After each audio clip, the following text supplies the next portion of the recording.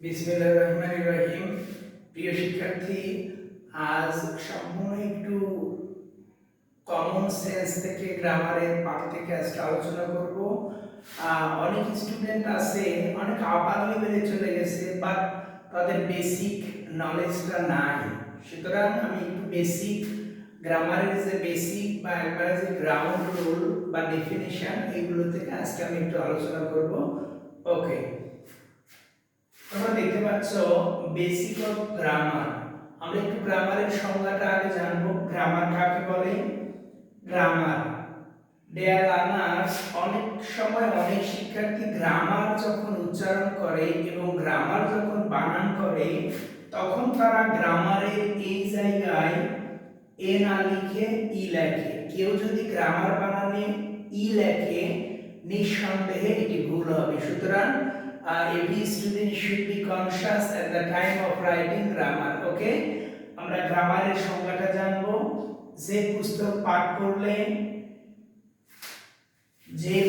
পাঠ করলে কোনো ভাষা শুদ্ধভাবে বলতে পড়তে ও লিখতে পারা যায় তাকে গ্রামার বা ব্যাকরণ বলে। আমরা জানি ব্যাকরণ শব্দের অর্থ বিশেষভাবে বিশ্লেষণ। ডিয়ার লার্নার্স, আমি আবার বলছি, যে পুস্তক পাঠ করলে কোনো ভাষা শুদ্ধভাবে বলতে পড়তে ও লিখতে পারা যায় তাকে মূলত গ্রামার বা ব্যাকরণ বলে। তোমরা অবশ্যই এটা মাথায় রাখবে, গ্রামার বানানে কখনো ই আসবে না, অবশ্যই দুইটা এ আসবে। ওকে, ইংলিশ গ্রামার তাহলে কাকে বলে আমাদেরকে জানতে হবে। You know, English is an international language. For this reason, we must acquire knowledge about English, and to make your sentences correct, you have to acquire grammatical knowledge. Okay, English grammar, যে পুস্তক পাঠ করলে কোনো ভাষা English grammar, যে পুস্তক পাঠ করলে ইংরেজি ভাষা শুদ্ধভাবে বলতে পড়তে ও লিখতে পারা যায় তাকে ইংলিশ গ্রামার বলে। এইটা তোমরা খুব সুন্দর করে মনে রাখবে, আর নচেত অনেক জায়গায় তোমরা সাফার করবে। ওকে, আমরা পরের পর লক্ষ্য করব। গ্রামারের পরে যে টপিকটি আসে সেটি হলো লেটার। আমরা ইংলিশ গ্রামারটা মূলত লিখব ইংলিশ লেটার দিয়ে। তাহলে লেটার কাকে বলে? ইংরেজি ভাষা লেখার জন্য যে বিশেষ সাংকেতিক চিহ্নগুলো ব্যবহার করা হয়, এইগুলোকেই মূলত লেটার বলা হয়। তো লেটারকে দুই দিক দিয়ে ভাগ করা হয়, একটি হলো স্মল লেটার আর একটি হলো ক্যাপিটাল লেটার। তোমরা জানো যে প্রত্যেকটা সেন্টেন্সের শুরুতেই first letter always will be capital এবং স্মল লেটার। এরপর আমরা দেখব লেটার আবার দুই প্রকার, ভাওয়েল এবং কনসোনেন্ট। তাহলে ভাওয়েলের সংজ্ঞাটা আমরা একটু জানবো। যে সকল লেটারগুলো অন্য কোনো লেটারের সাহায্য ছাড়া নিজে নিজে উচ্চারিত হয়, সেই সকল লেটারকে আমরা মূলত ভাওয়েল বলবো। ভাওয়েল হলো পাঁচটি, যথা এ, ই, আই, ও, ইউ। লার্নার্স, তোমরা আরো একটি বিষয় লক্ষ্য করবে, ডাব্লিউ এবং ওয়াই মূলত সেমি ভাওয়েল হিসেবে কাজ করে। এখানে লক্ষ্য রাখবে, ভাওয়েল ব্যতীত কোনো ওয়ার্ড গঠিত হতে পারে না।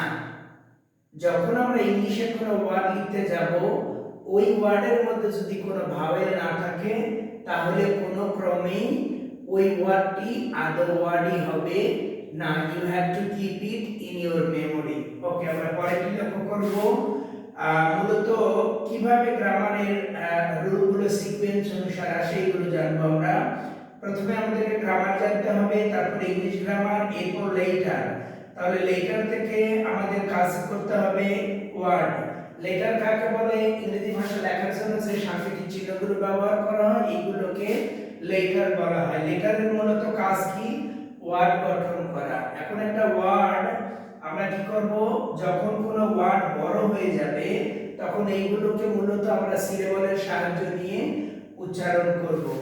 এরপর সিলেবলগুলোর কাজ কি বা ওয়ার্ডের কাজ কি? ওয়ার্ডের কাজ হলো সেন্টেন্স গঠন করা। একটা সেন্টেন্স যখন আমরা গঠন করব তখন আমাদেরকে অবশ্যই ওয়ার্ডের হেল্প নেবে। সেন্টেন্সে আবার মূলত দুইটা জিনিস থাকবে, সাবজেক্ট এবং প্রেডিকেট। তাহলে সাবজেক্ট হলো কর্তা, বাক্যে যাকে উদ্দেশ্য করে কোনো কিছু বলা হয় সেটি হলো সাবজেক্ট। এইখানে একটি বাক্য লেখা আছে আই রাইট আ পোয়েম। এইখানে আই হলো সাবজেক্ট, এখানে আমি সম্বন্ধে বলা হচ্ছে, সুতরাং এখানে আই হলো সাবজেক্ট। আচ্ছা, পরেরটি আমরা লক্ষ্য করব, পরেরটি হলো প্রেডিকেট, বিধেয়। সাবজেক্ট সম্বন্ধে যা কিছু বলা হয় তাকে প্রেডিকেট বলে।